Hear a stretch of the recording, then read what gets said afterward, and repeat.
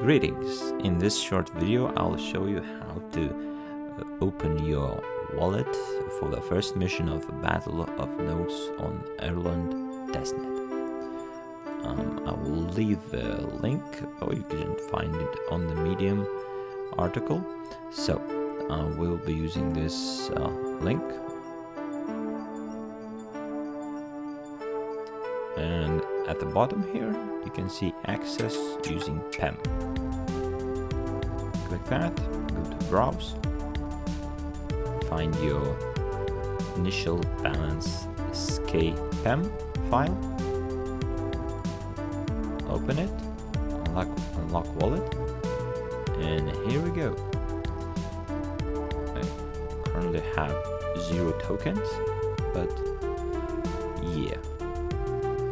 So that's how you open the wallet. And here is the address link, the amount you can send, and the date. So that is it.